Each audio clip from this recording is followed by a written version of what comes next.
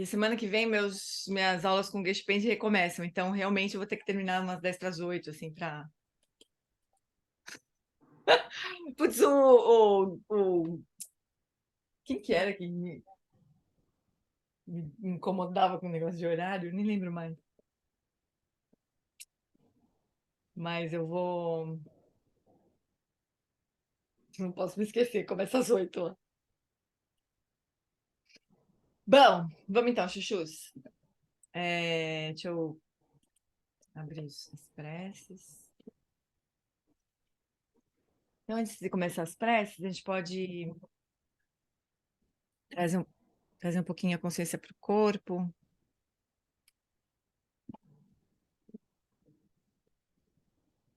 Este momento presente.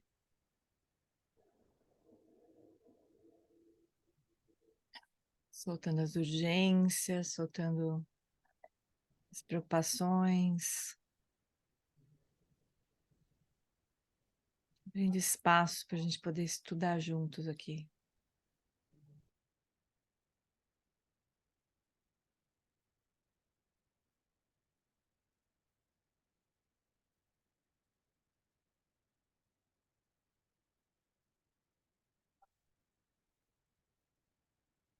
Bom, na fronteira noroeste de Odiana, no coração de um lótus, está sentado aquele renomado como Padmasambhava, que alcançou o espantoso supremo Cid e está cercado por uma hoste de muitas Dakines. Seguindo suas pegadas, dedico minha prática, por favor, aproxime-se e conceda suas bênçãos. Guru Pema Siddhi Hum.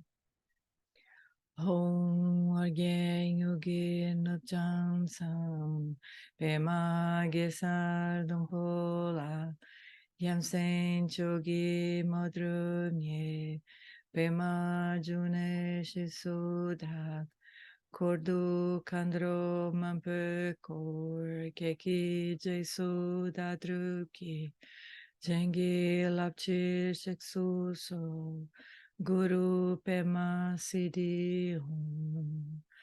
Hum Arge Yoge Nucham Sam Pema Gesar Dumpola Yam Sen Chogi Modrumye Pema June Shisudak Kordu Kandro Mampe Kor Keki Jesu Dadruki Jengi Lapchi Sheksu So Guru Pema Siddhi Hum. No Buda, no Dharma, na excelente Assembleia da Sangha, até que alcance a iluminação, neles eu tomo refúgio. Através da minha prática das 6 perfeições, possam todos os seres sencientes alcançar o estado búdico. Sanjay Chodam Sochi Chonam La Janchu Bardu Dagni Chapsuchi Dagi Jinso Jipe Sonam Chi Drula Penti Sanjay Drupasho Sanjay Chodam Sochi Chonam La Janchu Bardu Dagni Chapsuchi Dagi Jinso Jipe Sonam Chi Drola Penti Sanjay Drupasho.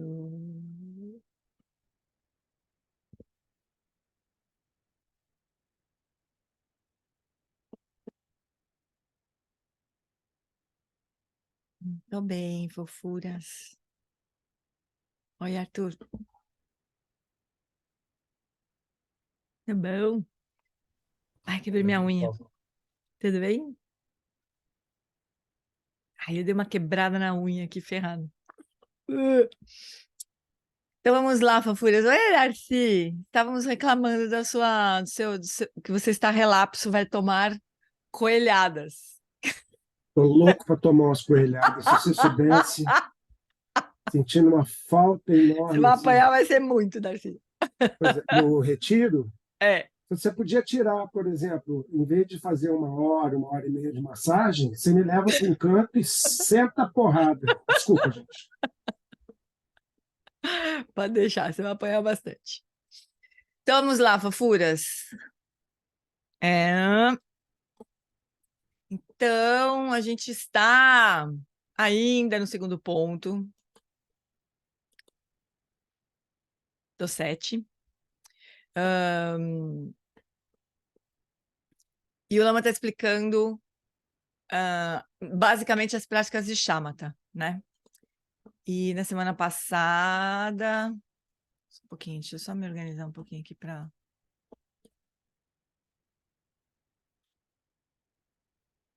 Querendo aumentar aqui, mas tá difícil. Não. Tá bom assim, Aninha? Tá? Então tá. Então a gente está aqui, o Lama está explicando as práticas de shamatha, né? Então ele explicou como é a prática propriamente, né? E, na verdade, ele está explicando a prática, né? Ele está explicando uma prática. A gente falou de fazer essa prática hoje, né? Vamos terminar de estudar a prática. Então, ele explicou, vamos voltar aqui rapidinho, a prática da atenção plena à respiração, né? Ele, sempre assim, o início das práticas sempre se começa com relaxamento, né? Depois, 3 respirações para mais profundas, mais lentas, para ampliar o espaço para respirar, para relaxar um pouco mais, e depois deixa a respiração voltar para o ritmo natural, e a gente pode contar as respirações, né? Como uma forma de estabilizar um pouco a atenção. E daí o Lama agora vai explicar aqui como é que a gente introduz a introspecção. Então, a gente lembra que basicamente a gente tem 2 fatores mentais sendo treinados aqui. A atenção plena propriamente, quer dizer, a capacidade da nossa atenção de se conectar ao objeto, e agora a introspecção, que é como se fosse uma meta-atenção, né? Como se fosse uma forma de a gente controlar a qualidade da nossa atenção. Então, a introspecção é que nos permite perceber que a gente se distraiu, ou que a gente está perdendo a vivacidade, está sonolento, né? Então, é a introspecção. Vamos ver o que o Lama fala da introspecção na prática, né? Então, introduz a introspecção à prática de atenção plena à respiração. A introspecção é o direcionamento intermitente da atenção para dentro, para que a atenção plena seja mantida o mais constantemente possível. Veja se é capaz de perceber a cada momento o que está acontecendo em sua mente. Qual é a qualidade da atenção? Além da atenção plena à respiração, o que mais está acontecendo? Então, a gente se distrai, a gente ouve barulhos, né? E a gente se perde, a gente adormece, acontecem muitas coisas, né? Além da própria respiração, né? Então, a introspecção é isso que permite que a gente note o que mais está acontecendo, além do próprio foco da meditação, né? Mantenha-se relaxado e, dessa forma, conte as respirações de 1 a 21. E se você perder a continuidade, recomece novamente do 1. Estabilizar a atenção, concentrando-se na respiração, é um exemplo do modelo de controle. Então, lembra que eu falei até que a gente podia esquecer depois que a gente lesse isso? A gente podia esquecer essa história de controle e descobrimento, sei lá, não lembro mais como é que é o outro método, mas o controle a gente escolhe um foco e sustenta a atenção naquele foco, né? Então, é um exemplo do modelo de controle, nesse caso, a respiração. A atenção permanece engajada, segurando-se a um objeto. E quando esse objeto é perdido, a atenção deve ser redirecionada novamente, quantas vezes forem necessárias. O modelo de controle do treinamento da mente é amplamente praticado nas tradições hinduísta, budista e taoísta. Estabilização da atenção com uma imagem mental. Então, até agora o Lama explicou atenção plena à respiração, né? Agora, a gente pode trocar esse objeto por uma imagem mental, né? Na prática budista tibetana, a atenção plena à respiração é bastante utilizada como uma preparação de outras formas de estabilização da mente. Os budistas tibetanos comumente treinam a atenção gerando uma imagem mental, sustentando a atenção sobre ela com continuidade e nitidez. Imagina só isso, né? A gente já tem uma certa dificuldade, assim, né, de sustentar a atenção na respiração, que está acontecendo lá, independente de a gente perceber ou não, né? Está lá, a gente está respirando e a gente usa a respiração como objeto, né? Agora, em muitas escolas budistas tibetanas, o objeto de meditação, da prática de shamatha mesmo, é uma imagem de uma deidade, por exemplo, né? Ou de um vajra. Então, por exemplo, gera a imagem de um vajra, mentalmente, que já é difícil. Aí a gente sustenta a atenção nesse objeto mental. Não é fácil, né? Mas os budistas tibetanos comumente treinam a atenção gerando uma imagem mental, sustentando a atenção sobre ela com continuidade e nitidez. Para praticar esta técnica, que também segue o modelo de controle, né? Porque é igual a um objeto, né? Primeiramente, familiarize-se com a imagem escolhida, concentrando-se em uma representação física dessa imagem. E então, recrie mentalmente a imagem e observe-a. Uma metáfora para explicar como a mente se comporta nessa fase inicial de estabilização da atenção é um cavalo selvagem. Você monta e 3 segundos depois é arremessado para longe. Você se concentra novamente e é outra vez arremessado. Mas com persistência, a continuidade se desenvolve, né? O garanhão selvagem pode ser treinado. Mas diz o Lama que como a mente é como se fosse um garanhão selvagem mesmo, né? Que a gente tem que começar. Aliás, ele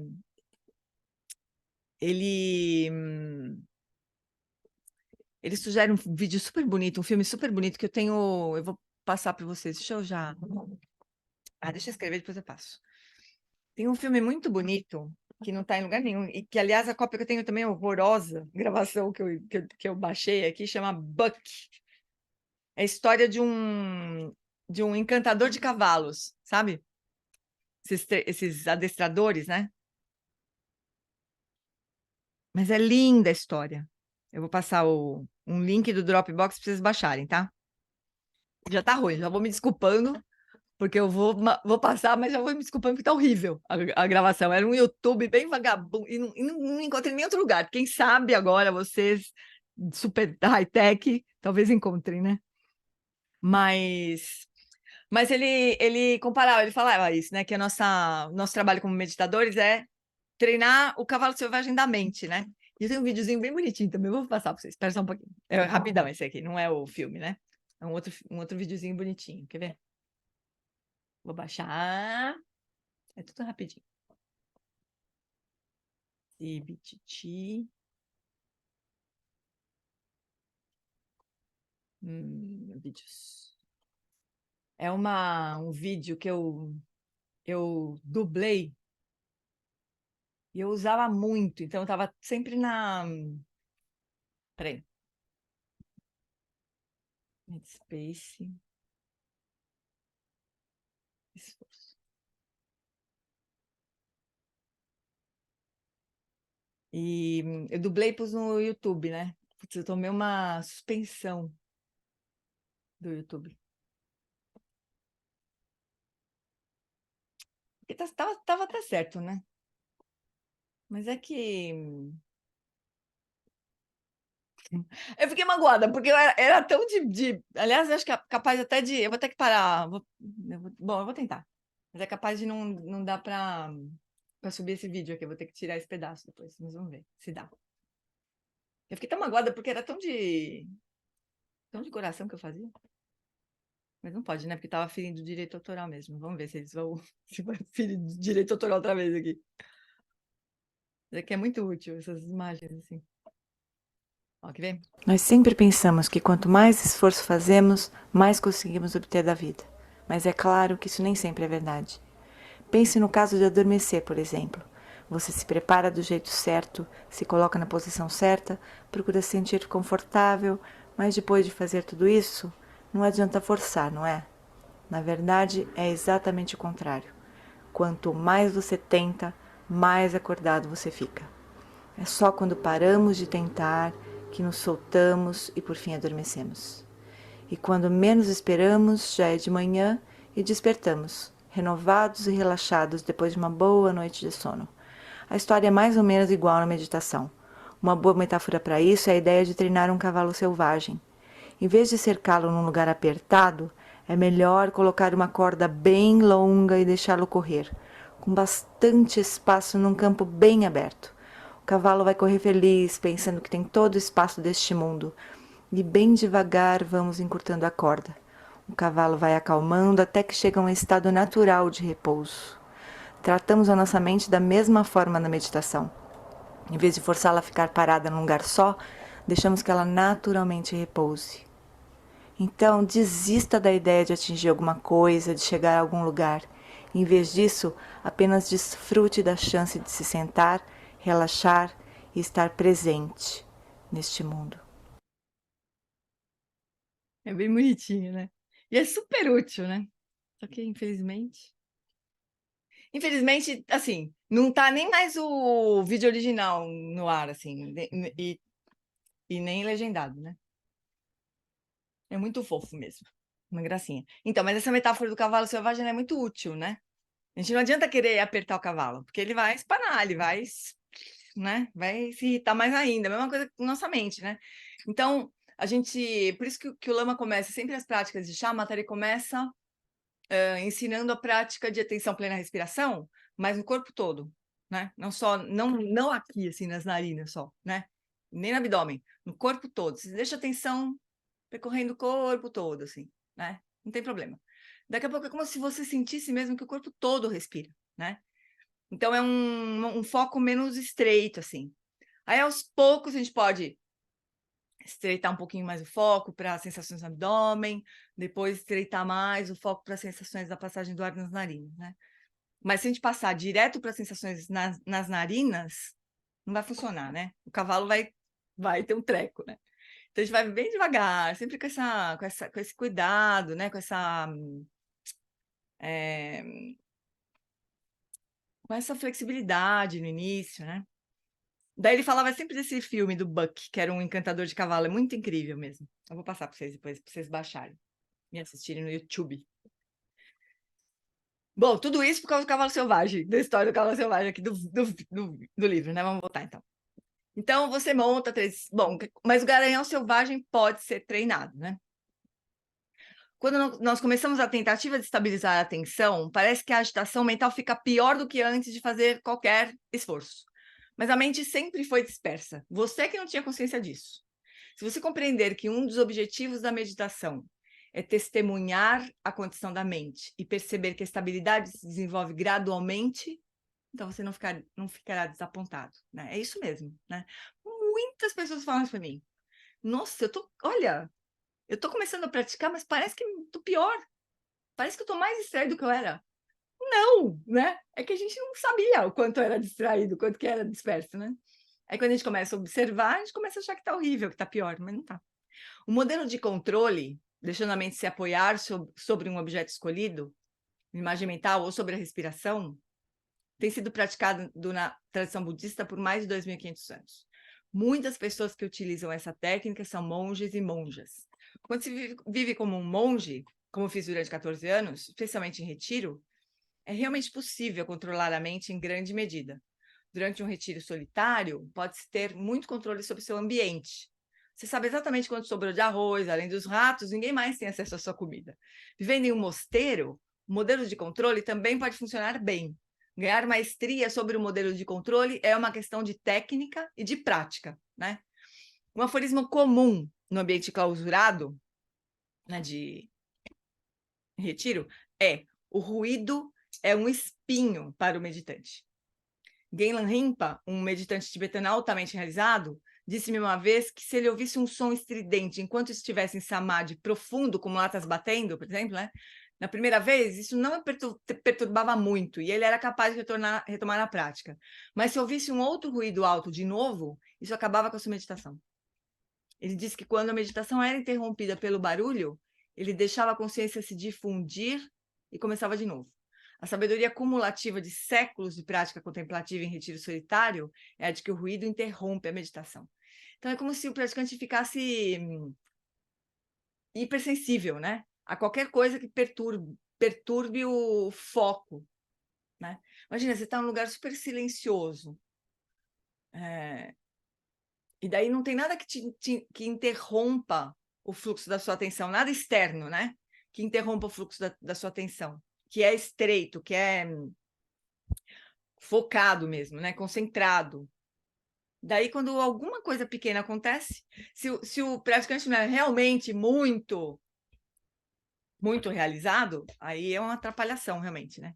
O ambiente de retiro solitário contrasta radicalmente com o ambiente descontrolado da vida cotidiana do mundo moderno. Quando eu era estudante de pós-graduação, morava em um alojamento familiar na Universidade de Stanford e meditava bem cedo pela manhã. Por volta das 7, no jardim para onde dava a nossa janela, um grupo de meninas pequenas começava a gritar e a dirigir seus tratores e triciclos de plástico sobre os tijolos. Eu tentava meditar e essas meninas perturbavam a minha paz. Acabei sentindo muita pena de mim mesmo, por isso telefonei para o meu lama, Gyatso Rinpoche, para pedir conselhos. E ele me respondeu com apenas uma frase: apenas observe. Observe tudo, né?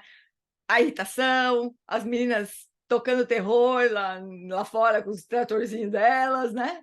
E a prática dele, né?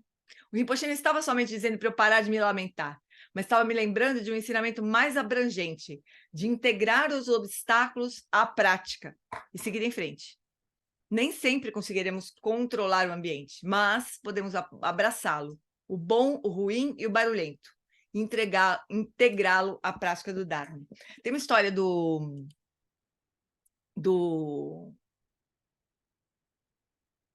Matia Ricardo, de que ele é capaz de não se perturbar com barulho de tiro.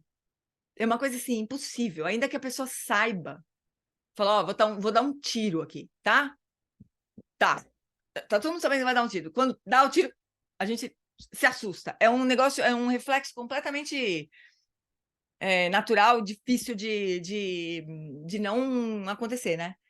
Mas o Matia Ricardo não acontece nada. Não só ele não se assusta, como as ondas do cérebro dele não se perturbam. Assim, é um negócio impressionante, né? E daí, uma coisa que eu acho que eu não sei. Não, eu acho que eu sei. Porque teve uma época que eu não sabia, mas depois eu descobri, porque acho que eu li uma outra entrevista dele, alguma coisa assim, que ele respondeu isso. Mas o que eu não sabia antes era que tipo de prática que ele estava fazendo. Se era uma prática de hiperfoco, perfeito, e daí, bom, se eu estou focando com respiração, todo o resto desaparece. Claro, um praticante perfeito igual a ele, né? Com uma mente treinada igual a dele.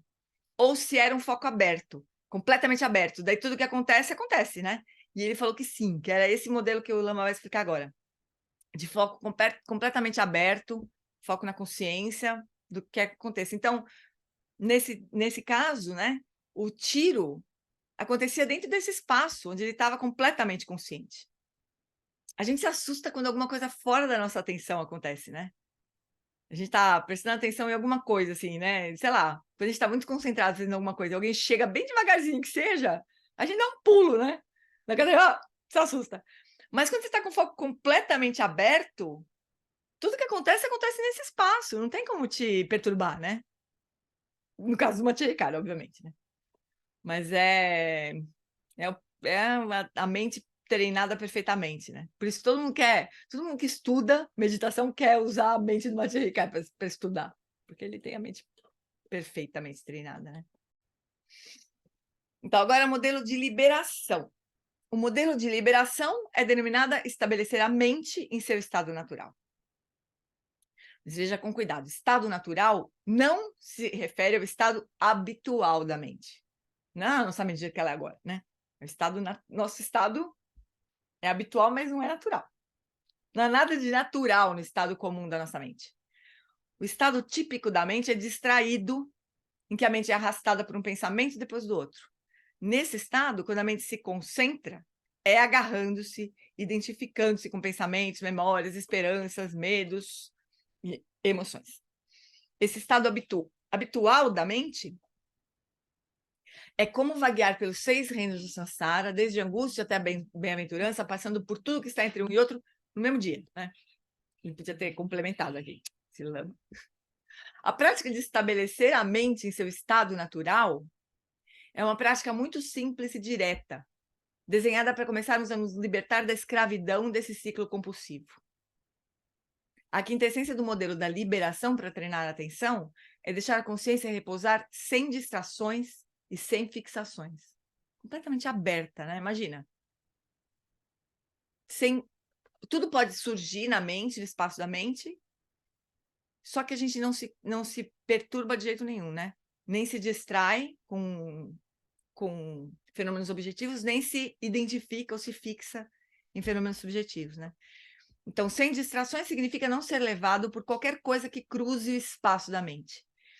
E sem fixações significa não se identificar ou se agarrar mentalmente a nenhum evento ou emoção que surja no espaço da mente. Então, deixe que os eventos surjam, se manifestem e desapareçam sem qualquer intervenção. O modelo de liberação é bastante diferente do modelo de controle, que prende a atenção plena continuamente a um objeto, a respiração ou a uma imagem mental. No modelo de controle, a atenção plena é como uma corda amarrada a um objeto. No momento de liberação, no modelo de liberação, de estabelecer a mente em seu estado natural, a corda é desamarrada e a atenção plena se estabelece no espaço dos eventos mentais. A prática da atenção plena à respiração liberta a mente de estímulos perceptivos e conceituais, atraentes e pouco atraentes, que provocam ansiedade e aversão. Assim, a mente já inicia um processo de cura. Quer dizer, a gente está só focado na respiração, né? Todo o resto é distração. Então, é como se a gente não desse mais chance para nada nos perturbar, né? Porque a única coisa que a gente está observando é a respiração. Dessa prática, utiliza a fixação a um objeto como meio de cultivar a aquiescência, mas a delusão não é neutralizada. A gente continua achando que as coisas são de verdade, né? Na prática de estabelecer a mente em seu estado natural, nós nos desprendemos de todos os tipos de fixação. As sensações neutras, as emoções, os pensamentos negativos e positivos. A gente não se fixa a nenhum tipo de evento mental. O processo de autocura da mente se aprofunda. Ao liberar toda a fixação dualista a objetos mentais e sensoriais, a consciência primordial começa a brilhar por entre os véus de obscurecimento cada vez mais intensamente, mas ainda é prática de shamatha, né? Depois eu vou mandar, eu tenho áudios das duas práticas, né? Das práticas de shamatha com foco na respiração e de estabelecimento de estado natural. Até em aplicativo, se vocês quiserem. Posso mandar até o link de aplicativo, se vocês quiserem. Para quem não tem muita familiaridade com essas práticas de shamatha, fica fácil de entender a diferença lá. Então, para fazer a prática de estabelecer a mente em seu estado natural, sente-se com os olhos abertos, deixe o olhar repousar no espaço à sua frente, sem focar em um objeto visual, levando sua atenção para o domínio da mente. O olhar é importante. Desconecte a atenção dos objetos externos e preste atenção à sua mente, né? Isso aqui pode ser super desafiador, porque fazer prática com o olho... Não é o Lojong, Ana. No Lojong também tem. Tem razão, no Lojong também tem. Mas eu ia mandar outros... Eu nem tenho o link do Lojong, mas também tem, né? Eu ia mandar do Insight Timer, ou do SoundCloud também. Mas eu vou mandar. Deixa eu escrever aqui. São as práticas bem... Isso. Esse do SoundCloud é esse que o Arthur postou aí. Qual prática que vocês fizeram, Flori?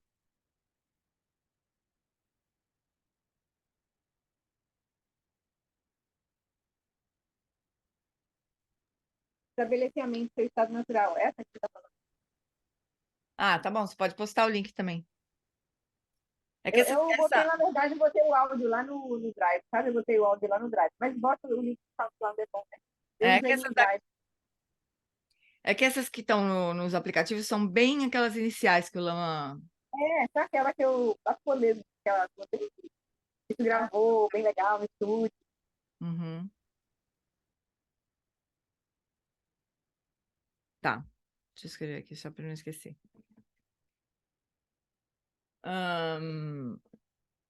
Tá claro isso, gente? Essa história de modelo de controle Na verdade, assim, controle, que ela está dizendo, tem um sinal, né? É o que depois, mais adiante, vai começar a chamar de shamatha com sinal. Né? Você tem um objeto que você se fixa nele, pode ser a respiração, pode ser um objeto mental, pode ser um objeto visual, pode ser qualquer coisa, literalmente qualquer coisa, né? E, então, como se você impedisse, né, que a atenção se fixe no que pode nos perturbar, no que pode nos angustiar, né? Então é uma forma inicial de treinamento. Muito importante, não precisa nem ser inicial, pode ser a única forma, na verdade, né? Mas ainda assim, ela tem limitações, assim, né? A gente não tem, por exemplo, num lugar como São Paulo, por exemplo, né? É um pouco mais difícil fazer essa prática, né? Porque é muito barulho, muita, né? Muita confusão, muita agitação. É um pouco mais, eu acho um pouco mais difícil, né? Agora, se a gente faz uma prática mais aberta, os barulhos podem aparecer, desaparecer à vontade, não tem problema nenhum, né? Que pode fazer parte da prática, né? Ó, a Carol postou os dois links aqui, eu já vou postar no WhatsApp só para a gente não. Sabe qual que é qual, Carolzinha? A chama com foco na respiração, já achei aqui. E já. Me chama com foco na mente, né? Precisamente seu estado natural. Obrigada, Cá. Tem também no SoundCloud mesmo. Também. Do abdômen. Eu acho que é a mesma gravação até, viu? Eu nem vou postar porque eu acho que é a mesma gravação mesmo. Né, essa é a diferença, assim. Então, a gente pode testar, ver o que é melhor pra gente, né? A gente só tem que tomar um cuidado do seguinte. Quando a gente faz uma prática de chamata com foco na respiração, é mais fácil a gente perceber que se distraiu, né? Porque a gente estava focado na respiração. Então, a gente sabe quando a gente se perdeu, mais facilmente do que na mente. A mente pode ser que a gente se envolva completamente nos conteúdos da mente, achando que tá tudo bem, que a gente tá lá, né? Só que a gente tá completamente embolado. Então, precisa perceber bem. Eu tinha uma desconfiança, assim, quando eu dava prática no SEB, né? E as pessoas vinham e falavam assim, eu acho muito mais fácil essa prática de chamata pura, que é um pouco parecida com estabelecimento em estado natural, é mais parecida com estabelecimento em estado natural, né? Porque, eu acho mais fácil fazer. Eu falo, a pessoa acabava de chegar e falava isso, eu falava, a pessoa estava distraída o tempo inteiro, achando que estava fazendo uma prática, né? Então, a gente tem que ter cuidado, tem que saber exatamente como é que tá, né? Tem que ter um bom parâmetro, assim, interno mesmo da qualidade da prática, né? Senão a gente acaba se enganando, né? Então, é mais seguro fazer as duas, assim, né? No início, fazer um pouco de chamada com foco na respiração, pegar um pouco a manha de como que é a nossa mente, como é que é, né, qual que é o grau da nossa atenção, como é que funciona, e daí passar para chamada com foco na mente, ou estabelecendo a mente em estado natural. Certo, chuchus? Eu vou seguindo aqui, vocês não falam nada, eu vou seguindo. Então, o Lama está explicando essa coisa dos olhos abertos, né? Que podem ser um desafio, assim, quando a gente não tem costume de fazer prática com o olho aberto, né? Mas é muito importante a gente abrir os olhos. Vamos ver se o Lama vai explicar alguma coisa aqui mais do que ele costuma falar. Desconecte a atenção dos objetos externos e preste atenção somente. Então, os olhos estão abertos, mas a gente não está focando nada no campo visual. Formas e cores surgem no campo da visão, sons no campo da audição, e há também um campo de experiência ao qual apenas a mente tem acesso, que é dos pensamentos, imagens, emoções, memórias e imaginação. Deixa a consciência repousar no seu próprio domínio dentro do campo da mente, sem se estender aos vários campos sensoriais. Veja se consegue levar a consciência para o campo em que esses eventos mentais emergem, se desenvolvem e desaparecem. Deixe o seu corpo permanecer imóvel como uma montanha e a consciência aberta e livre como o espaço. Deixe a respiração seguir seu ritmo natural, sem esforço. Os olhos abertos, o Lama aqui não comentou muito, mas ele nessa prática, a importância de manter os olhos abertos é não reforçar a ideia equivocada de que a mente está dentro da cabeça. A gente pode ter a sensação, assim, eu vou fazer prática de chamada com foco na mente agora, deixa eu fechar meu olho para olhar para dentro aqui, né? Como se a mente estivesse dentro da cabeça, né? Então, o Lama fala para deixar os olhos abertos justo para não reforçar essa ideia, né? Fala, Cris. Eu sempre tive muita dificuldade para fazer com os olhos abertos, porque a gente acaba se inteirando com o meio ambiente, né? Uhum. Aí a Flori, ela deu uma dica super importante que eu tenho conseguido fazer com os olhos abertos. Ela pediu para eu pegar uma imagem do Buda ou qualquer outra coisa e ficar focando nessa imagem, né? porque é treino mesmo, né? E eu fui fazendo, e agora eu já consigo fazer a meditação com os olhos abertos sem me interagir com o ambiente. No caso a gente também pode... Estava até aqui por cima, deixa eu ver o que eu acho. A gente também pode... Como a gente não quer focar o espaço visual, né? A gente pode também apagar a luz. Fazer a prática com os olhos abertos, sem luz. Aí a gente não vai... Com o tempo a gente vai, né? Mas os olhos estão abertos. Vai entrar um pouquinho de luz, porque os ambientes normalmente não são completamente escuros, né? Mas a gente não... Com os poucos a gente se desinteressa do ambiente externo, porque não tem nada para enxergar mesmo. E também existe este... Deixa eu marcar aqui. Existe essa bodega aqui, chamada Mindfold, que é um... Ó, tá vendo? É um sutiã de óculos, mais ou menos, um sutiã invertido de óculos. Que é, assim, a gente, né? Vocês imaginam, você usa isso aqui, os olhos podem ficar abertos, porque tem esse espacinho aqui para você poder piscar, então seus cílios não batem, né? Não é uma venda, né? É um treco que você pode ficar com os olhos abertos dentro disso, né? Completamente escuro. Então, isso aqui você pode levar no avião, né? Quando você viaja, sei lá, o caso do Lama ele viajava muito, então ele falava, eu levo isso aqui no avião, faço prática no avião. E eu já vi mesmo ele com esse negócio no avião. E você pode fazer em qualquer lugar. Você não precisa...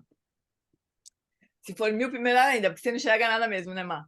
Mas olha, sabe o que eu percebi de fazer com os olhos abertos? Eu pensava assim, tirar o óculos, né? Não quero focar o ambiente mesmo. Só que o meu olho fica querendo enxergar, fica querendo focar quando eu tiro o óculos, sabe? Então eu faço com os olhos abertos, de óculos, Mindfold.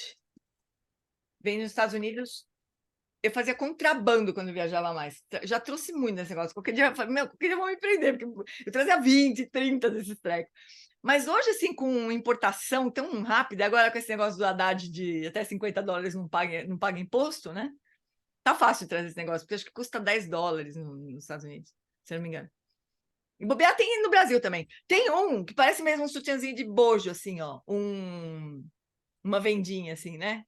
Parece um negocinho que fica fofinho, assim, aberto.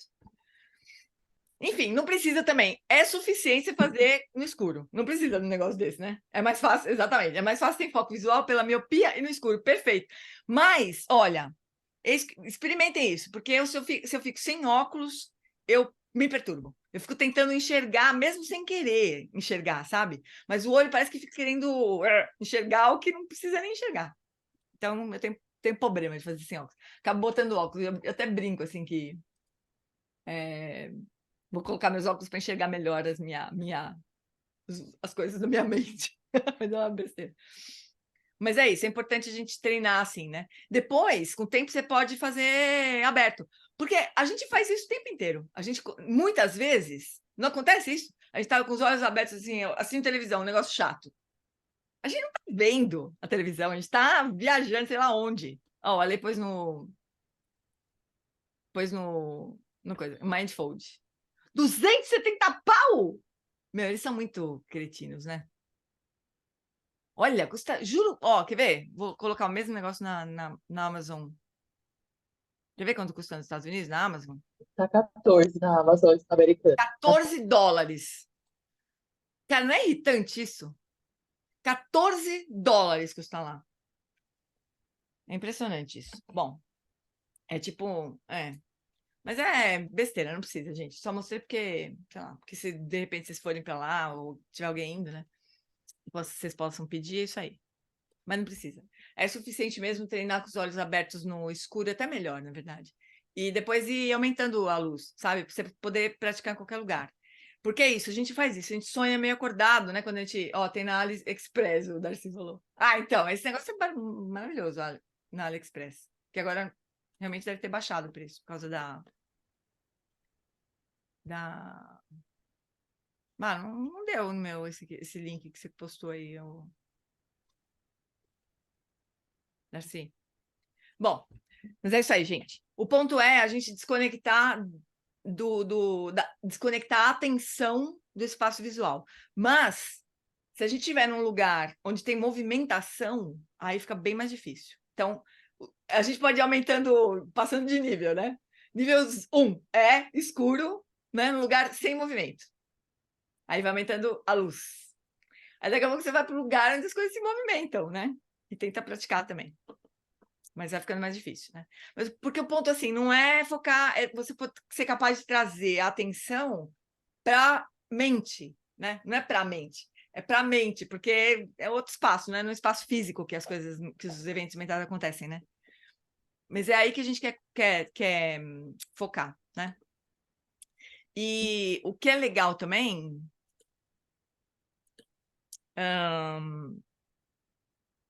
acho que nesse áudio que a Carol postou, do estabelecimento de estado natural, o Lama fala para a gente começar, né, para a gente testar não, identificar o espaço da mente gerando uma imagem, né? Então a gente gera uma imagem mental, a gente pensa numa pessoa, na minha mãe, por exemplo. Aí minha mãe surge na minha mente, né? Aí é o espaço da mente, né? Daqui a pouco ela vai desaparecer, ainda que eu não queira. Mesmo que eu não queira, ela vai desaparecer. Desaparece, aí você espera, só espera não, você só percebe ali o que mais vai surgir, né? Uma vez aconteceu uma coisa muito engraçada, porque eu sempre usava imagem, né? Você gera uma imagem mental. Minha irmã, depois de um tempão, sei lá, eu conduzi uma prática, e eu falei, agora deixa, se você quiser identificar onde fica o espaço da mente, você pode gerar uma imagem ou um pensamento discursivo, mentalmente, tipo, esta é a mente, por exemplo, mentalmente. Cara, ela falou, meu, é muito mais fácil para mim com um pensamento discursivo do que com uma imagem. Então, a gente nunca sabe, né? Por isso que as instruções são várias, porque as pessoas são diferentes, né? Para algumas pessoas é mais fácil imagem, para outras pessoas é mais fácil um blá, blá, blá. Mas, seja como for, aí sim a gente pode identificar onde que é essa experiência de espaço da mente, né? E pronto, e sustentar a atenção nesse espaço. Então, o campo visual não interessa, não é foco, simplesmente, né? Mas a gente pode ser difícil, né? Não focar no espaço visual. Então, leve a consciência para o espaço da mente e observe-o atentamente. Permita que a claridade e a luminosidade natural da sua própria consciência emerjam, lançando uma luz brilhante no espaço da sua própria mente. Fala, Cris. Oi, Gê. Deixa eu te perguntar. A gente estava conversando domingo, né? E aí a gente tinha feito aquela meditação analítica, né? Para ver de onde os pensamentos surgiam e a localização e tal. Eu queria entender um pouquinho a diferença disso e também se que o lugar do estabelecimento da mente natural, se, por exemplo, a consciência da consciência também tem diferença, tem semelhança, como é que fica? Tem diferença. Eu vou mandar para vocês um... Calma aí, deixa eu achar aqui.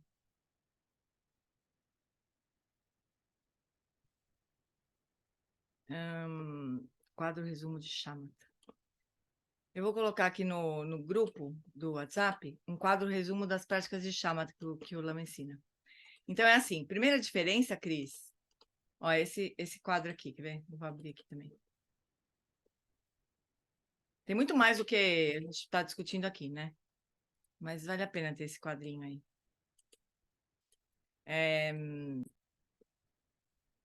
Então, essas são as práticas de Shamatha que o Lama explica, que o Lama ensina, né? Então, primeiro, atenção plena à respiração no corpo todo, no abdômen, nas narinas, estabelecer a mente no estado natural e consciência da consciência. Então, são práticas de Shamatha diferentes, né? Aí, aqui, a diferença com respeito à postura, que é sempre igual, na verdade, não tem diferença. É só para dizer que não tem diferença. Exatamente. Eu mantive essa coluna justamente para as pessoas saberem. Elas podem ficar sentadas ou em Shavasana, em qualquer prática, né? Os olhos, se são fechados ou abertos, ou quando são abertos. O objeto de meditação, a intenção, as fases da prática, o que fazer com os pensamentos. Então, por exemplo, o que fazer com os pensamentos na prática de atenção plena à respiração. Os pensamentos surgem e eu deixo eles ir embora, let go, o Lama fala, né? No caso de estabelecimento de estado natural, let it be. deixa os pensamentos serem como são. Eles não são distração, eles são a própria prática, né? Eles são parte do foco, né? E a consciência da consciência é let go também, porque a gente só está preocupado com o estado de consciência propriamente, né? Deve fazer quando se distrair, o que fazer quando está sonolento, que é sempre a mesma coisa também. Então, essas são as práticas de shamatha. A prática que a gente fez no domingo é uma prática de vipassana. Você mesma falou, é uma meditação analítica, né? Tem uma investigação lá. Onde é que estão os pensamentos, de onde que eles vêm, onde é que eles estão, para onde que eles vão. Isso não é prática de shamatha. Shamatha a gente só observa, só testemunha o objeto que a gente escolher, né? Vipassana a gente investiga. Então, essa é a diferença, né? Agora, ali era Vipassana com foco na mente. Então, é muito bom se a gente tiver uma base boa de shamatha com foco na mente, né? De fazer essa prática, de estabelecer a mente no estado natural. Lá tem os sinônimos também dessas práticas todas, né? Porque todas têm vários sinônimos. Então, estabelecer a mente no estado natural é a mesma coisa que shamatha com foco na mente, né? Você está usando a mente como objeto. A mente significa o espaço e tudo que surgir, né? É legal você ter uma prática só de observar, só observar. E aos poucos ir migrando para uma prática de vipassana. Fala, bom, tá bom, então já sei onde é o espaço da mente. Já consigo não ser arrastado pelo primeiro pensamento que aparece, né? Não durmo, é difícil, é mais difícil dormir nessa prática mesmo do que na prática de respiração, né? Agora eu vou observar de onde que esses pensamentos vêm, né? Onde é que eles estão? Onde é que fica o espaço da mente? Ele é correspondente ao espaço físico, né? Fazer esse tipo de investigação. Qual a experiência que a gente tem de espaço da mente, de objetos que surgem no espaço da mente, né? Mas todas as práticas de investigação que você tenta contemplar um aspecto para checar alguma coisa, isso é tudo Vipassana. Shamatha é só a estabilização da atenção, com vários focos, usando vários objetos, né? Mas é a estabilização da atenção, essencialmente isso. Beleza, Cris? Então, tá bom. Vamos seguir de mais um pouquinho.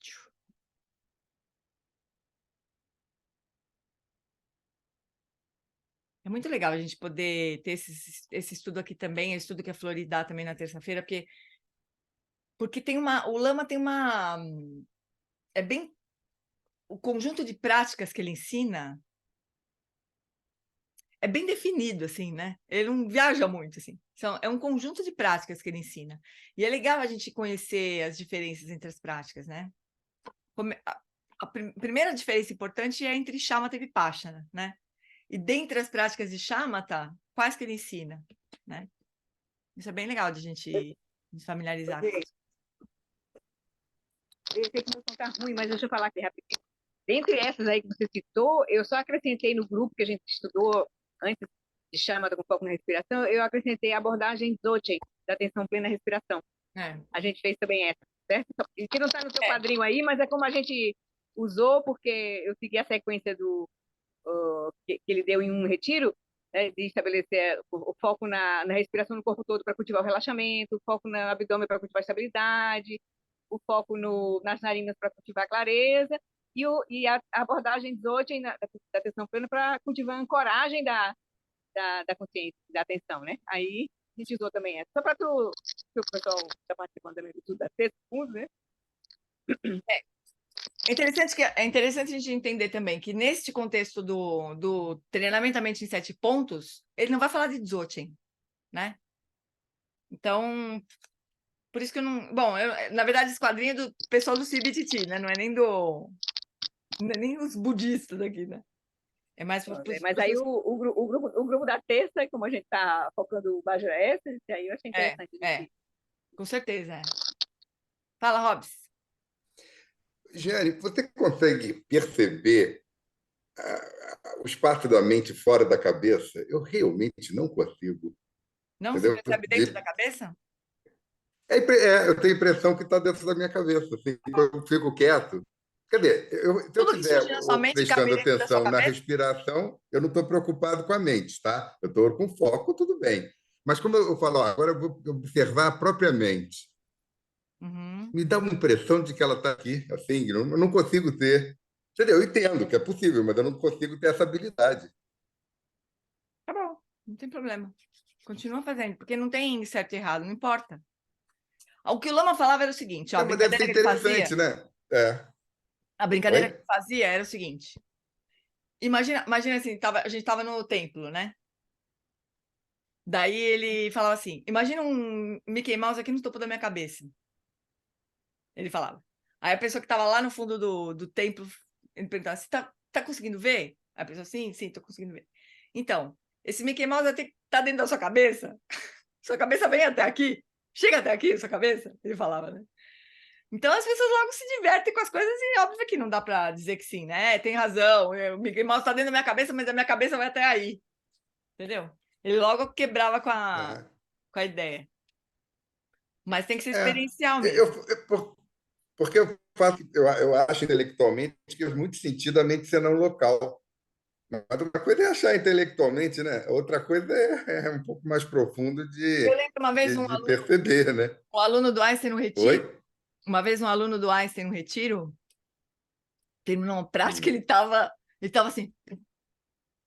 Aí eu falei, o que aconteceu aí? Eu falei, meu, você não sabe. Os pensamentos estavam tudo aqui na minha frente, eles não estão dentro da minha cabeça. Ele fala. É muito engraçado quando a pessoa persiste, né? Assim, tem experiência mesmo. Assim, Genê, os pensamentos não estão dentro da minha cabeça. Eu falei, que bom, que legal, interessante. É muito legal, né? Muito legal. Mas é o que você está falando mesmo, conceitualmente fica engraçado, mas continua experimentando, mas procura se soltar também, assim, sabe?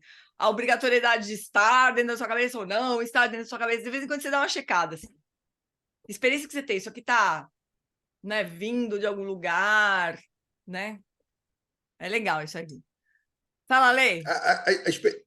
Só para terminar, acho que eu já falei aqui, a experiência mais estranha que eu já tive é que eu estava sonhando que eu estava passando mal. Já contei, né? Ou não? Aqui.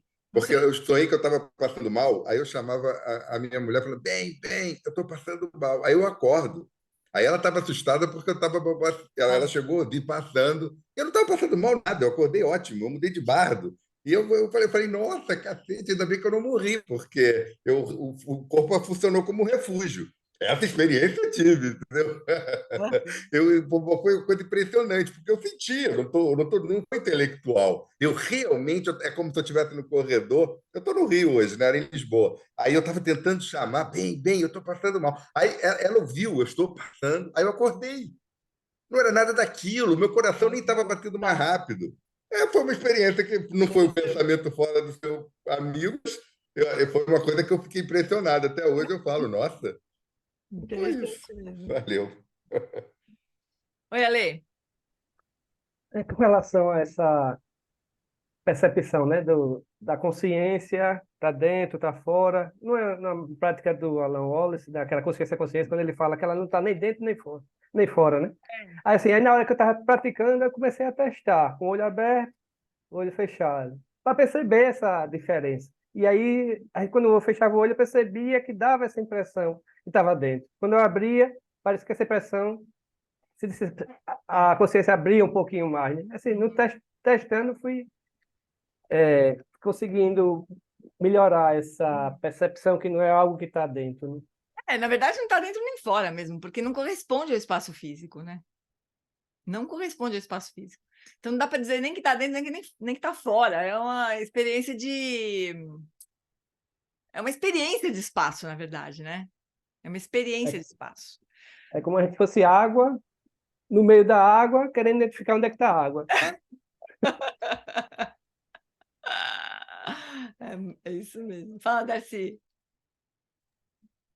Eu me lembro que lá em Viamão, o Lama fez uma prática que ele orientava a gente a jogar a atenção para o lado direito, o máximo possível, para o lado esquerdo, para frente, para trás e para cima. Isso mudou totalmente a minha... E para baixo, mudou totalmente a minha perspectiva de dentro e fora. É a prática de consciência da consciência, não é de chamar foco na mente, né? É de consciência da consciência, mas é uma prática que Guru Rinpoche ensina no Natural Liberation. Ele fez várias vezes com a gente mesmo, né? Mas vamos ver se a gente chega na consciência da consciência. Eu não sei se aqui no livro no treinamento de 7 pontos, acho que ele não vai falar de consciência da consciência, mas vamos ver. Posso seguir? Ale, você quer falar mais alguma coisa? Então vamos seguir mais um pouquinho. Então... Ai, caramba, esses... Ai, espera só um pouquinho, deixa eu... O Zoom, ele tem um menu que fica bem em cima do Kindle, de vez em quando, aí eu não consigo mexer. Então, é isso, né? Leva a consciência para o campo da mente, observe atentamente. Permita que a claridade e a luminosidade natural da sua própria consciência emerjam, lançando uma luz brilhante no espaço da sua própria mente. Deixe a consciência pairar no momento presente, sem escorregar para preocupações sobre o passado ou especulações sobre o futuro. Sejam quais forem os tipos de eventos mentais que surgirem, incluindo emoções com as quais nos identificamos tão facilmente, veja se é capaz de permitir que a consciência permaneça em repouso, sem interagir, sem julgar, mantendo-a em um estado de quietude como um espaço vazio. Observe tudo que surgir. Observe a natureza de cada um dos fenômenos. Emoções, imagens, memórias, pensamentos, sem fixar-se a seus referentes, né? Então, surge a imagem da minha mãe, eu não vou falar, minha mãe, será que ela já jantou? Será que ela tá bem, né? Isso significa ir para o referente daquela imagem, né? A gente observa a imagem como imagem mental, não a pessoa, né? Dedique toda a sua atenção à própria natureza dos fenômenos mentais, sem fazer nenhum esforço para criar, sustentar ou eliminar esses eventos. Quer dizer, a natureza dos fenômenos mentais, quer dizer, esses fenômenos mentais são fenômenos mentais, não são pessoas, não são situações, não sou eu, né? São fenômenos mentais. Desde que sejam como são, surgindo, manifestando-se e dissolvendo-se por si sós. Tá vendo, Cris? Essa aqui é uma prática de shamatha, né? Então a gente só deixa ser. Surge, manifesta, dissolve. Shamatha. Mas daqui a pouco a gente pode falar assim, peraí, surge da onde? Né? Aí, tá dentro ou tá fora da minha cabeça? Isso já é Vipassana, né? Às vezes, mas olha só, lembra que a gente estava comentando no domingo também? Que as práticas de Vipassana são, na verdade, também, o outro nome delas são práticas de insight, né? Então, isso que eu contei do meu aluno, ele falava assim, gente, os pensamentos estão dentro da minha cabeça. Isso é um insight, porque ele percebeu, não é uma coisa extraordinária. Eu achei muito gozado, o jeito que ele estava assim, deslumbrado com a experiência que ele tinha tido, né? Mas é um insight, é uma experiência, né, sobre a natureza do espaço da mente, né? E ele estava fazendo prática de shamatha. Então, nada impede que uma prática de shamatha traga insights sobre a natureza da mente, né? Mas não é o objetivo dela. Ela pode trazer insights, né? E daí a gente poderia falar, puxa, essa prática de shamatha, no fim, se transformou numa prática de Vipassana, mas foi meio sem querer, né? Quando a gente observa uma coisa de perto, e é interessante isso daí, porque quando a gente observa uma coisa bem de perto, de uma forma bem nua, né? Pode realmente acontecer de a gente ter insights sobre aquilo, né? Se a gente observar o corpo, são as 4 aplicações da atenção plena, são as práticas de Vipassana na tradição Theravada, né?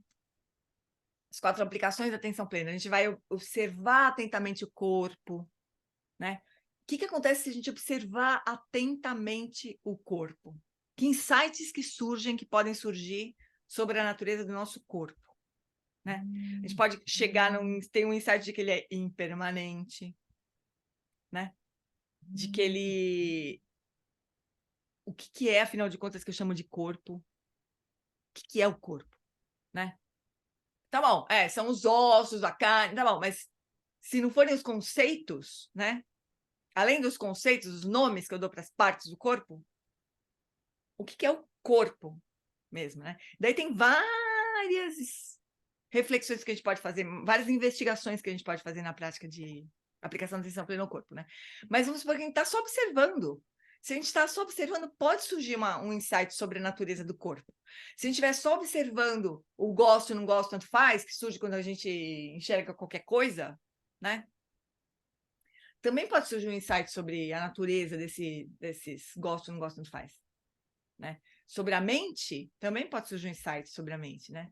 E sobre os fenômenos, de uma forma geral, também pode surgir insights, né? Então, é interessante, é importante a gente lembrar que as práticas de vida, senão a gente fica pensando que é uma técnica, né? É só uma técnica, precisa ser feita de tal jeito, né? Mas, essencialmente, se a prática produzir um insight, esse é o objetivo da prática de Vipassana. E pode acontecer na prática de Shamatha também, né? Na verdade, a gente vai chegar nessa união, né, Gê? No fim, a gente vai chegar na união de Shamatha e Vipassana. A gente compartimentaliza, assim, só para estudar, né? Mas, no fim, um pouco difícil de separar mesmo. Então, deixe que sejam como são, surgindo, manifestando-se e dissolvendo-se por si sós. Veja se é capaz de perceber a origem, a duração e o modo como os eventos mentais desaparecem, sem elaboração conceitual. O ponto crucial é perceber os eventos mentais sem fixar-se ou identificar-se com eles. Da mesma maneira que o espaço não se identifica com os pássaros e os insetos que o perpassam. Deixa a consciência em completo repouso, mesmo quando a mente estiver em movimento. Esse é um tema do Dzogchen, né? Quietude em meio ao movimento. Mas aqui ainda o Lama está falando de Shamatha básica, né? Os benefícios pragmáticos de desenvolver a atenção, de cultivar a capacidade de direcioná-la voluntariamente e de se concentrar no que é construtivo e útil são facilmente apreciados. A gente percebe facilmente. Alguns anos atrás, ouvi uma mulher diagnosticada com câncer de mama metastático falar sobre o efeito devastador que sofreu ao ler sobre seu prognóstico em uma revista. Imagina agora Google, né? Todo mundo consulta o Dr. Google e aprende muitas coisas, né? Ela disse que não conseguia tirar as estatísticas da mente. Toda a esperança que ela tinha de poder superar a doença, cultivando pensamentos positivos, cuidando da dieta, de seus hábitos, havia desaparecido. Esse é um exemplo clássico e trágico de ser torturado pela própria mente. Seu comentário final foi: eu queria ter aprendido a meditar. E minha resposta imediata e silenciosa foi: eu queria que você tivesse começado antes. Porque realmente, né? Começar a aprender a meditar numa situação difícil como essa, não é possível, mas é bem difícil, né? Um aforismo budista é: sua mente pode ser seu maior amigo ou seu maior inimigo. Infelizmente, no caso dela, era um inimigo. Usaria uma analogia para comparar o modelo de liberação de estabelecer a mente em seu estado natural ao modelo de controle da meditação. Eu tenho até vontade de pular essas conversas aqui, porque eu abandono faz tanto tempo mas vamos lá, vamos seguir. Deixa eu tentar achar aqui no... Hoje, nós vamos fazer a prática hoje? Não, eu mandei os áudios, cada um pode fazer quando preferir. Ok, obrigada. Fazer as duas, né? Sentir a diferença entre as duas. Bom, não sei bem onde que tá, mas eu acho. Bom, usaria uma analogia para comparar o modelo de liberação de estabelecer a mente e o modelo de controle. Se os sismólogos conseguissem descobrir uma maneira de liberar a tensão tectônica nas camadas da Terra, através de muitos pequenos abalos e assim evitar um terremoto enorme e repentino, todos ficaríamos gratos. Esse seria um bom controle. Não sei se fica mais fácil ou mais difícil, mas tudo bem, esse seria um bom controle, né? O modelo de controle na ciência provou ser benéfico para controlar certos desastres naturais, como, por exemplo, as epidemias. Descartes expressou a aplicação desse modelo à ciência quando previu que, ao conhecermos as forças e as ações dos corpos materiais, poderíamos nos tornar mestres e donos da natureza. Tadinho, Descartes. Mas o modelo de liberação é igualmente valioso. Lembre-se da famosa declaração de Henri David Thoreau: na natureza selvagem está a preservação do mundo. E da observação de John Muir: na dimensão selvagem de Deus reside a esperança do mundo. Na grandiosa natureza selvagem, fresca e intocada, não redimida. tem uma sabedoria, né, gente? Vamos combinar, tem uma sabedoria no caos, assim, né? Na coisa descontrolada, a princípio, né? Carol, no descontrole, né, das cartinhas e tudo mais. Tem uma sabedoria aí também, né?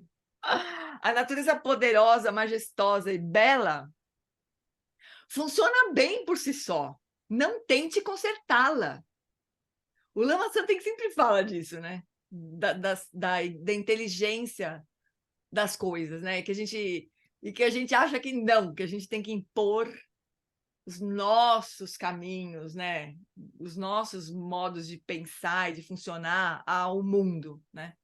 Como se não existisse uma inteligência que, na verdade, até independe completamente de nós, assim, né? Como se a gente fosse, na verdade, estivesse só atrapalhando, no fundo. É engraçado quando... Sabe que esses dias saiu eu não sei se vou falar uma besteira, mas esses dias saiu uma polêmica sobre um secretário. Quem que foi? Que fez uma declaração de que pareceu negacionista, assim, mas eu não sei, no fundo, se era a mesma intenção dele. Mas, tipo, dizendo assim, o universo já passou muitas vezes por situações como essa de agora, né? De crise climática e tudo mais, né? E ele foi escorraçado, mas eu não sei. O presidente da OAB, se não me engano. Presidente da OAB? Não, foi o secretário Não, de Meio Ambiente de São secretário, Paulo. secretário de Mudanças Climáticas, alguma Da coisa OAB? assim de São Paulo. Não, Não, não é a OAB. não tem nada a ver com a OAB. Eu acho que foi um secretário de clima, né? E É ele, secretário do clima de São Paulo. do Estado. Ele foi escorraçado. Eu não estou defendendo o cara porque eu não... Depois eu esqueci dessa história, na verdade. Mas ele falou uma coisa dessa. Ele tomou uma esculhamba, assim, né? Uma mulher que falou, você tá falando um monte de besteira, nada do que você fala tem fundamento, é tudo mentira, não sei o que, não sei o que. E eu não estou defendendo, não.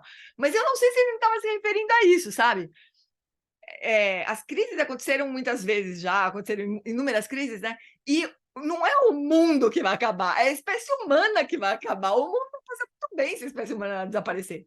Em não sei quantos anos o mundo se renova, né?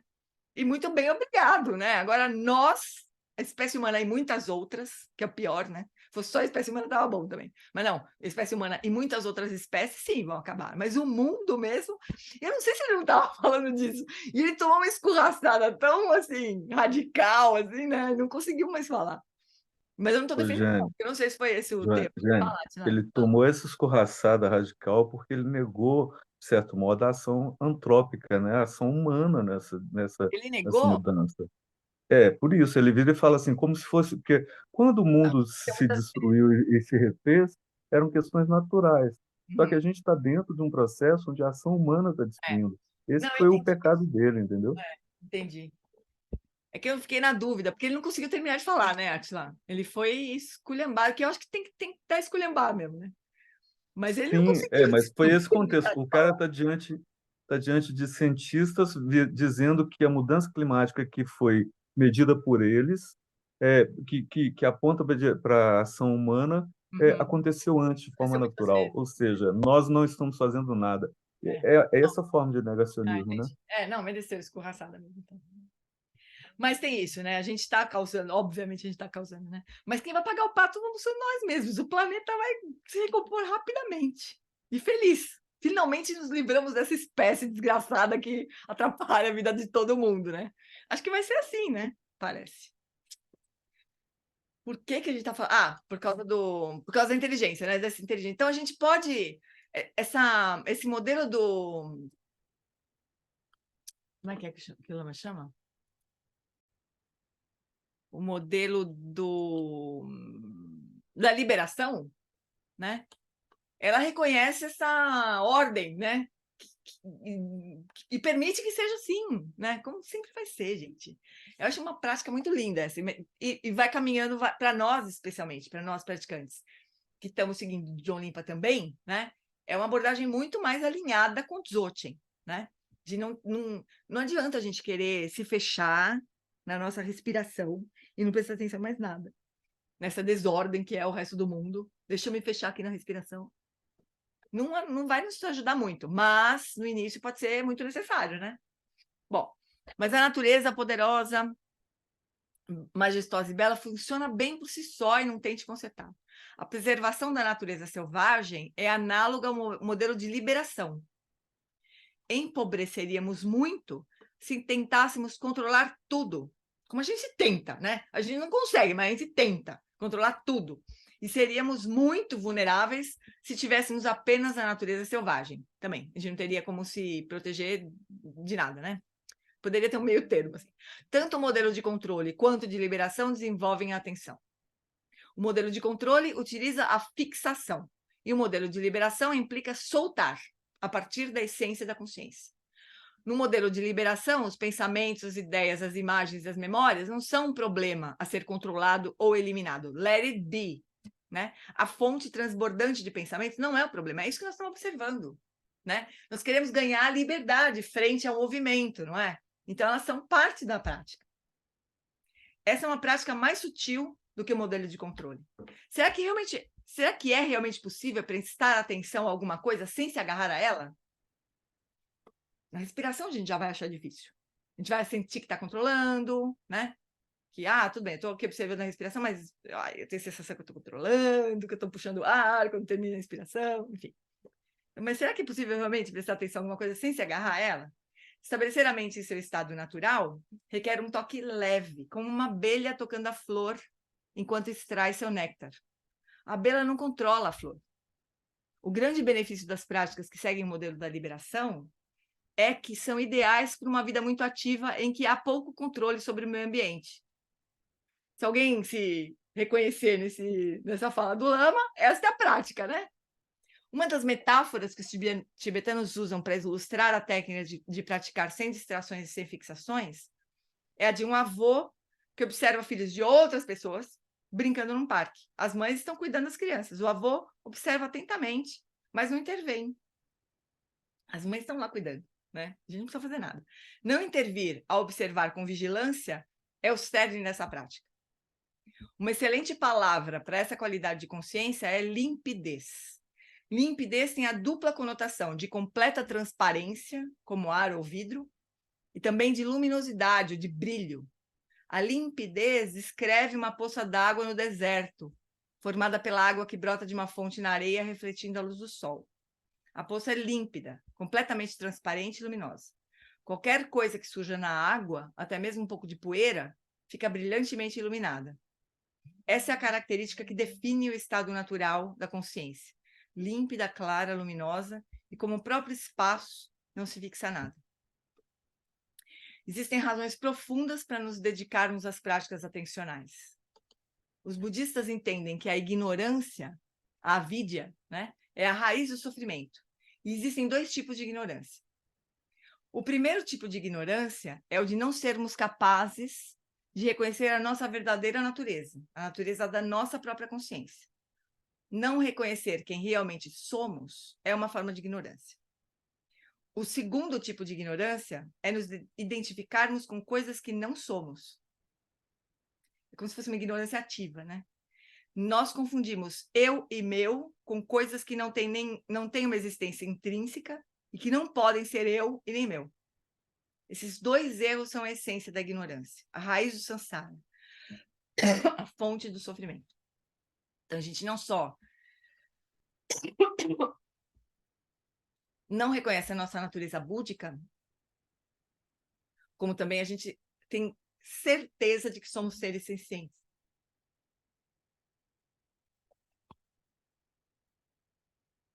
Nossa, me deu um... Acho que é melhor parar de falar. O budismo oferece uma hipótese de trabalho.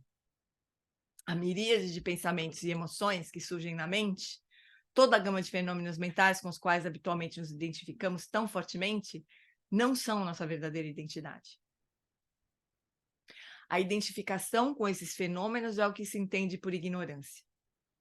Nas práticas de quiescência meditativa que descrevi, a identificação é interrompida e substituída por uma consciência límpida e vigilante. E a tendência habitual de se fixar ao eu e meu é também interrompida.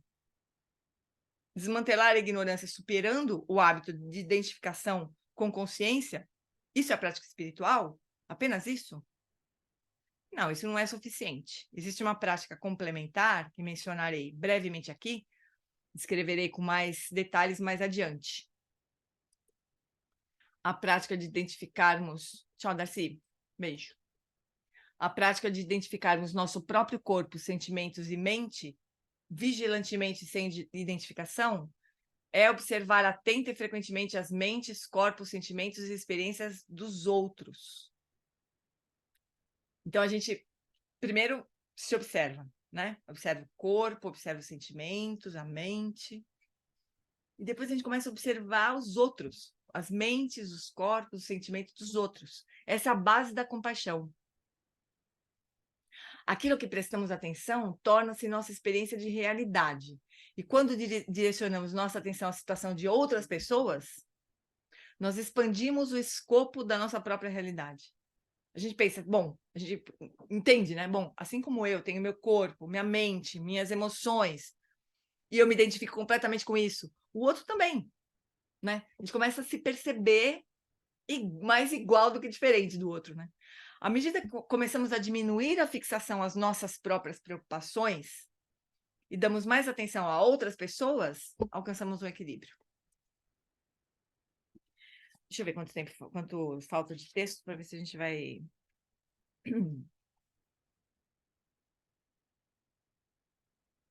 Eu nem sei onde é que a gente está. Página 93.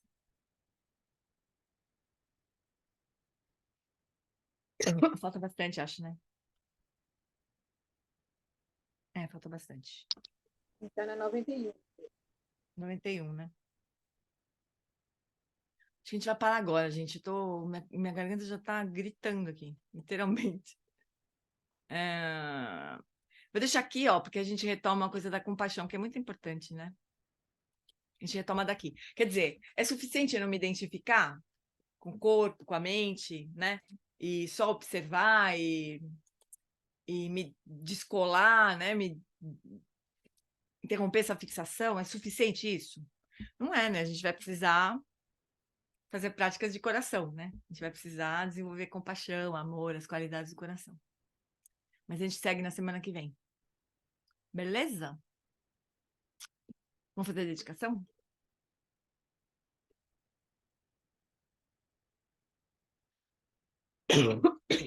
Nossa, me deu um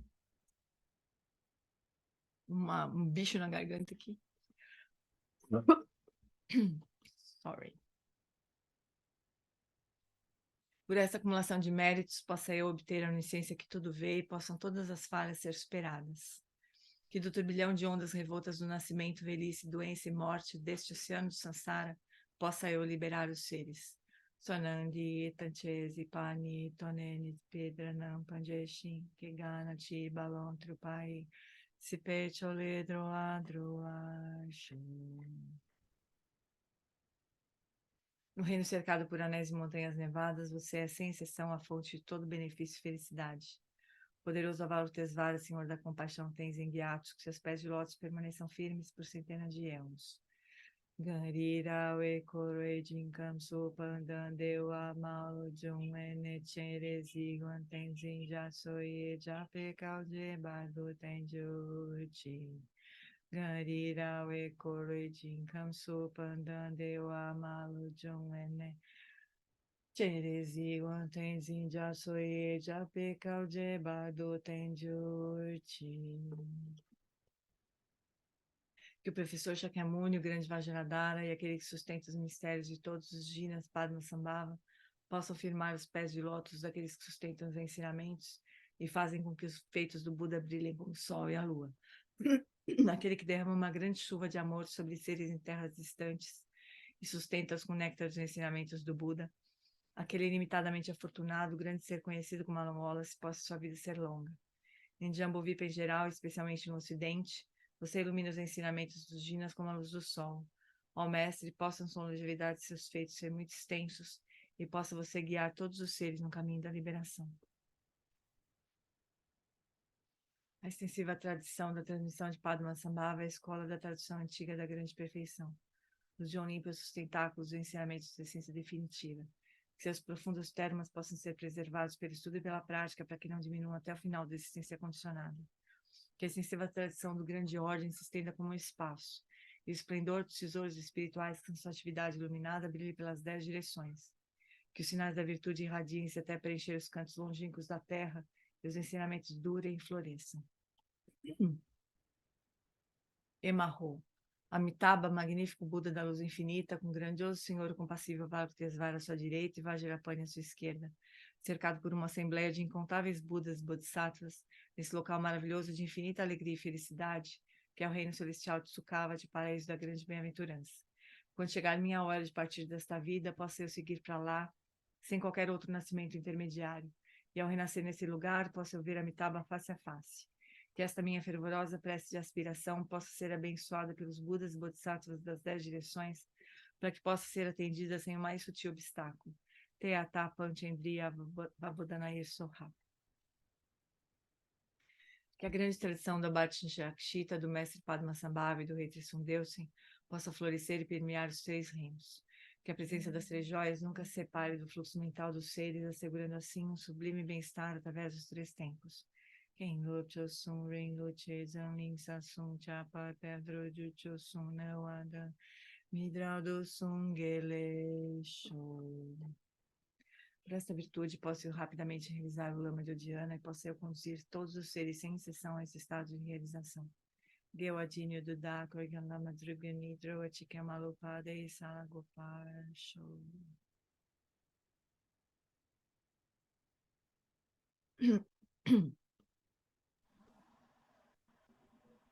Tudo bem, chuchus? Obrigada, Jane. Obrigada, Gê. Beijo. Obrigada, Obrigado. Gê. Boa Tchau, noite. pessoal. Obrigado, Boa Jane. noite. Tchau, Gê. Obrigada. Valeu. Até Obrigada. sexta-feira. Boa noite.